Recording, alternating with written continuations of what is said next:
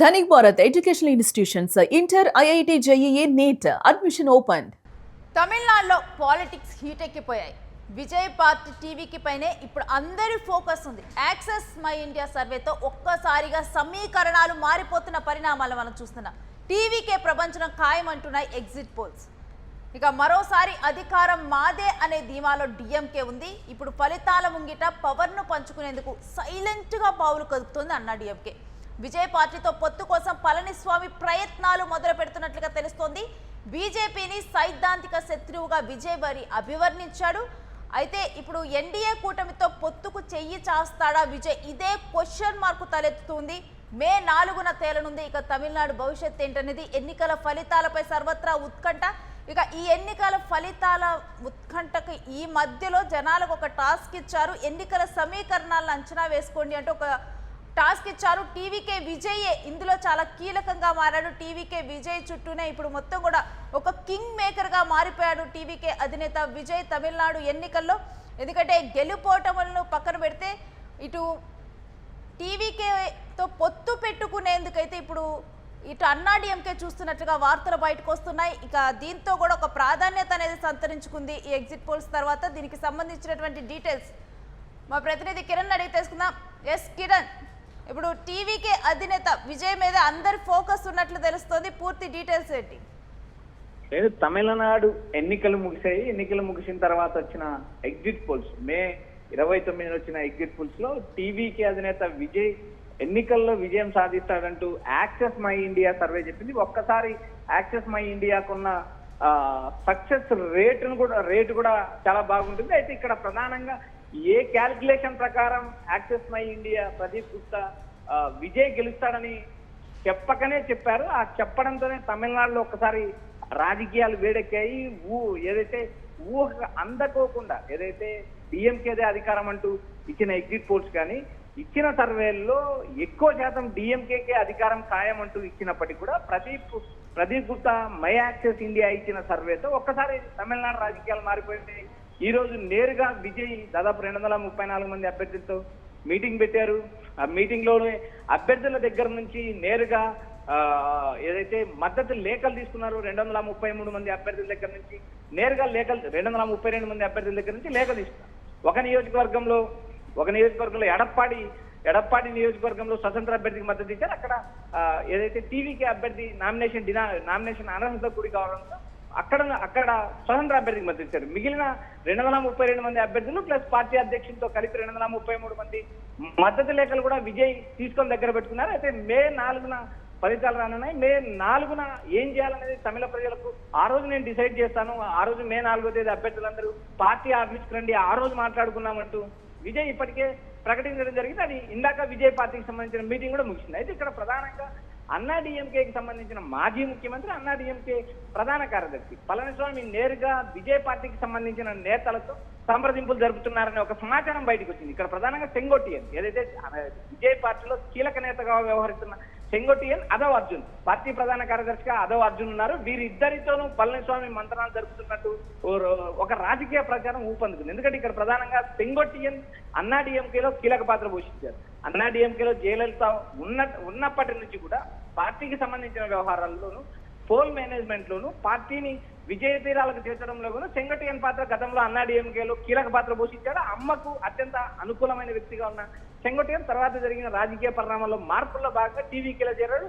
గోపిచెట్టిపాలెం నుంచి ఆయన మరోసారి టీవీకి అభ్యర్థిగా పోటీ చేశారు. ఆయన కూడా ఎన్నికల్లో చాలా టైట్ పోటీ ఉంది. అక్కడ అన్నా డిఎంకే అభ్యర్థి అన్నా డిఎంకేకి సంబంధించిన బలమైన అభ్యర్థి నేరుగా సెంగోటియన్ ఓడించడానికి ప్రయత్నం చేస్తాం. ఇక్కడ ఈ రెండు పార్టీలు ఇప్పటి వరకు సైద్ధాంతిక శత్రువు. ఏదైతే అన్నా డిఎంకేతో పార్టీ బీజేపీ తనకు సైద్ధాంతిక శత్రువు అంటూ వ్యాఖ్యానించిన విజయ్ ఇప్పుడు అన్నా డిఎంకే కూటమి ఏదైతే ఎన్డీఏ కూటమితో కలుస్తారా, అన్నా డిఎంకే కూటమితో కలిసి విజయ్ అంతిమ లక్ష్యం ముఖ్యమంత్రి కావడం. ఇక్కడ అన్నా డిఎంకే కి సంబంధించిన పళనిస్వామి ముఖ్యమంత్రి పీఠాన్ని త్యాగం చేస్తారా? వీటినన్నీ ఈ అంశాలన్నీ కొలిక్కి రావాలంటే మే 4 వరకు వేచి ఉండాలి. అయితే ఇక్కడ ప్రధానంగా ఇప్పటికీ కూడా నేడు ఏదైతే స్టాలిన్ కూడా తన పార్టీకి సంబంధించిన నేతలతో సమావేశం నిర్వహించారు. అక్కడ ఏదైతే డిఎంకేలో కూడా పలు కీలక చర్చలు జరిగాయి. అయితే స్టాలిన్ ఏదే అధికార పార్టీకి సంబంధించిన స్టాలిన్ కూడా నేరుగా తన పార్టీకి సంబంధించిన ఏజెంట్లకు, అభ్యర్థులకు అందరికీ ఒక హింట్ ఇచ్చారు. పోలింగ్ ఎన్నికల కౌంటింగ్ చివరి ఓటు వరకు పోలింగ్ ఏదైతే కౌంటింగ్ కేంద్రంలోనే ఉండాలి, కౌంటింగ్ కేంద్రంలో అప్రమత్తంగా ఉండాలంటూ ఆదేశాలు జారీ చేశారు. ఇక్కడైతే యాక్సెస్ మై ఇండియా ఇచ్చిన ఒక్క సర్వే ద్వారా తమిళనాడు రిజల్ట్ ఎంటైర్ విజయ్ వైపు తిప్పాయి. విజయ్ కింగ్ మేకరా అనే ఒక చర్చ తమిళ రాజకీయాలు జరుగుతుంది. రేణు అయితే ఇప్పుడు అన్నా డిఎంకే పొత్తు మీద చూసుకుంటే గనక ఇప్పుడు కూటమితో ఆయన కలుస్తారా? ఎందుకంటే బీజేపీని సిద్ధాంతపరంగా కూడా మేము వేరు అంటూ ముందలే విజయ్ చెప్పడం జరిగింది. ఈ క్రమంలో తన సిద్ధాంతాలను పక్కన పెట్టి విజయ్ కలిసే అవకాశం ఉందా? రేణు, మనం ఎప్పుడూ ఒక మాట మాట్లాడుతూ ఉంటాము, రాజకీయాల్లో శాశ్వత శత్రువులు, శాశ్వత మిత్రులు ఉన్నారు. అవకాశము అధికారం అవకాశం అనే రెండు అంశాల కోసం రాజకీయ నాయకులు తమ స్టాండ్ మార్చుకోవడం సర్వసాధారణం రాజకీయాల్లో. అయితే ఇక్కడ విజయ్ తాను ఒంటరిగా పోటీ చేశారు 234 అసెంబ్లీ స్థానాల్లో. విజయ్ ఏ మేరకు సీట్లు సాధిస్తారనేది ఒక ప్రశ్న. మరోపక్క ప్రదీప్ గుప్తా ఇచ్చిన మై యాక్సెస్ సర్వే ప్రకారం అన్నా డిఎంకే పూర్తి స్థాయిలో కుదేలయ్యే పరిస్థితులు స్పష్టంగా ఆ సర్వేలు చూపిస్తున్నాయి. ఎందుకంటే అన్నా డిఎంకేకి సంబంధించిన ఓట్ బ్యాంకును మొత్తం ఏదైతే టీవీకే విజయ్ ఓవరాల్ గా కబ్జా చేస్తారనే ఒక ప్రచారం ఊపందుకుంది. అయితే ఇక్కడ ప్రధానంగా ఈ ఎన్నికల్లో విజయ్ కి 35% ఓటింగ్ వస్తుందా, విజయ్ అధికారంలోకి వస్తాడా రాదా అనే అంశాన్ని మనం ఒకసారి పక్కన పెడితే, విజయ్ ఈ ఎన్నికల్లో 15 నుంచి 20% ఓటింగ్ తెచ్చుకుంటే, ఈ ఎన్నికల్లో 15 నుంచి 20% తెచ్చుకుంటే ఖచ్చితంగా అది అన్నా డిఎంకేకి తీవ్ర స్థాయిలో ఎదురు దెబ్బ అవుతుందని ఎన్నికలకు ముందు కూడా మనం యూటీవీ గ్రౌండ్ రిపోర్ట్ ద్వారా పలు సర్వేలలో కూడా మనం మాట్లాడుకునే నేపథ్యం. ఇప్పుడు ఏదైతే తనకు సైద్ధాంతికంగా శత్రువుగా ఉన్న బీజేపీ చేతులు కలుపుతాడా, కలపడా అనే అంశం కూడా మనకి ఇప్పటికిప్పుడు క్లారిటీ ఇచ్చే అవకాశం లేదు. ఎందుకంటే ఇక్కడ విజయ్ ఒంటరిగా అధికారంలోకి వస్తారంటూ మై యాక్సెస్ ఇండియా చెప్తే, మరికొన్ని సర్వేలు కూడా విజయ్ కి 20 నుంచి 25 సీట్లు వస్తాయి, కింగ్ మేకర్ అవుతారంటూ పలు సర్వేలు చెప్పాయి. అయితే ఇక్కడ ప్రధానంగా విజయ్ అంతిమ లక్ష్యం ముఖ్యమంత్రి పీఠం. ఇక్కడ విజయ్ అన్నా డిఎంకే కలిసిన చివరికి ఎట్టకేలకు ముఖ్యమంత్రి పదవి అయితే విజయ్ కి ఖచ్చితంగా ఇవ్వాల్సిన నేపథ్యం ఉంది. అందుకు పళనిస్వామి అంగీకరిస్తారా, ఎన్డీఏ కూటమి ఒప్పుకుంటుందా అనేది కూడా ఒక చర్చ. అయితే ఫైనల్ గా కిరణ్, అంటే ఇప్పుడు ఉన్నటువంటి ఈక్వేషన్స్ ప్రకారం ఇప్పుడు వచ్చినటువంటి సర్వేల నుంచి మనం చూస్తే కనుక విజయ్ కింగ్ కానీ కింగ్ మేకర్ కానీ ఈ రెండిట్లో ఒకటైతే కాబోతున్నారు. రేణు, ఇప్పటికిప్పుడు విజయ్ కింగ్ అవుతాడా, కింగ్ మేకర్ అవుతారా అని మనం ఎగ్జిట్ పోల్స్ బట్టి, అంచనాలను బట్టి చెప్పే పరిస్థితి లేదు. విజయ్ ఈ ఎన్నికల్లో ఓటింగ్ పర్సెంటేజ్ తెచ్చుకుంటాడా లేదా అనే అంశం పైనే మనం మాట్లాడగలుగుతాం, అంతవరకే చెప్పగలుగుతాం. విజయ్ కింగ్ అవుతాడా, కింగ్ మేకర్ అవుతాడా అనే అంశాన్ని అయితే మనం మే 4 వరకు చూడాలి.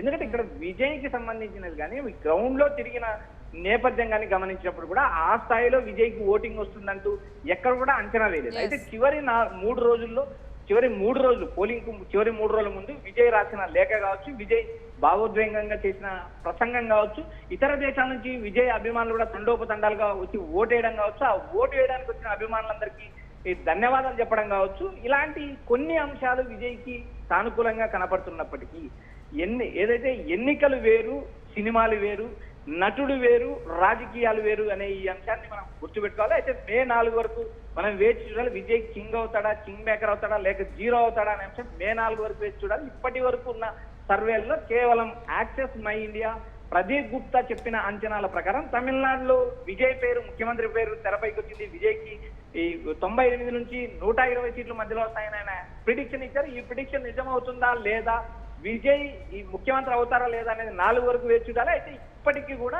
ఈ రోజు జరిగిన తమిళనాడు సీఎం ఏదైతే స్టాలిన్ వద్ద ఈ రోజు జరిగిన డిఎంకే సమావేశంలో కూడా ఖచ్చితంగా డిఎంకే అధికారంలోకి రాబోతుంది అనే అంశాన్ని డిఎంకే వర్గాలు కూడా తేటతెల్లం చేశాయి. Right Kiran, stay with us. మీ దగ్గర నుంచి మళ్ళీ అప్డేట్స్ తీసుకుంటాం. ఇక వస్తున్నటువంటి సర్వే ఫలితాలు, ఎగ్జిట్ పోల్స్ ఒక కొత్త ఈక్వేషన్స్ని తెర మీదకి తీసుకొని వస్తున్నాయి. మనం చూసుకుంటే ప్రీ పోల్ సర్వేలో ఇక్కడ వచ్చేసి డిఎంకే, తమిళనాడులో డిఎంకేది విజయం అంటూ కూడా సర్వే ఫలితాలు చెప్పాయి. ఇప్పుడు వన్స్ ఓటింగ్ కంప్లీట్ అయిన తర్వాత ఇప్పుడు వస్తున్నటువంటి సర్వే ఫలితాలు, నిన్నటి వరకు మనం చూసుకుంటే టీవీకే ఒక కింగ్ మేకర్ కాబోతున్నాడు. తను కొన్ని స్థానాల్లో 18 పైగా స్థానాల్లో తను టీవీకే పార్టీ గెలవబోతోంది. ఈ సమయంలో కూడా పొత్తు పెట్టుకునే అవకాశం ఉంది, అన్నా డిఎంకే పొత్తు కోసం ట్రై చేసే అవకాశం ఉందంటూ కొన్ని ఈక్వేషన్స్ తెర మీదకి వచ్చాయి. అలా గనక ఒకవేళ పొత్తు పెట్టుకోవాల్సి వస్తే పళనిస్వామి విజయ్కి సీఎం సీట్ ఇస్తారా? ఎందుకంటే విజయ్ లక్ష్యం సీఎం అవ్వటం. సీఎం సీట్ ఇస్తారా లేకపోతే డిప్యూటీ సీఎంగా ఉంచుతారా, ఏం జరుగుతుంది అని చెప్పి దీని మీద ఒక క్యాలిక్యులేషన్ బయటకు వచ్చింది. ఎప్పుడైతే యాక్సెస్ మై ఇండియా సర్వే బయటకు వచ్చిందో దీంతో మరొకసారి సమీకరణాలు మారిపోయి ఏకంగా విజయే సీఎం కాబోతున్నాడు, విజయ్కి ఎక్కువ స్థానాలు రాబోతున్నాయి, 98కి పైగా స్థానాలు విజయ్ గెలవబోతున్నాడు అంటే ఈ సర్వేతో బయటికి రావడంతో కూడా విజయ్ కింగ్ కాబోతున్నాడు అని చెప్పి కూడా కొన్ని సమీకరణాలు బయటకు వస్తూ ఉన్నాయి. సో హీరో సినిమాల్లో హీరోగా నెంబర్ 1లో అంటే మంచి పొజిషన్లో ఉన్నటువంటి విజయ్ ఇప్పుడు రాజకీయాల్లోకి వచ్చిన తర్వాత అదే లెగసీని కంటిన్యూ చేస్తారా, రాజకీయాల్లో కూడా హీరో కాబోతున్నారా లేకపోతే జీరోగా మిగలబోతున్నారా, కింగ్ అవుతారా, కింగ్ మేకర్ అవుతారా, ఏమవుతారు, బీజేపీతో పొత్తు పెట్టుకుంటారా, సైద్ధాంతిక పరంగా విభేదిస్తున్నటువంటి బీజేపీ కూటమిలో తాను జాయిన్ అవుతారా, ఏం జరగబోతోంది అనేది ఫలితాల తర్వాత తెలియనుంది. ఇక మే 4 ఎన్నో రోజులు లేదు, సర్వత్రా కూడా ఒక ఉత్కంఠ నెలకొని ఉంది తమిళనాడు రాజకీయాల్లో. ఇక ఈసారి ఫోకస్ టీవీకే విజయ్ మీదే ఉంది.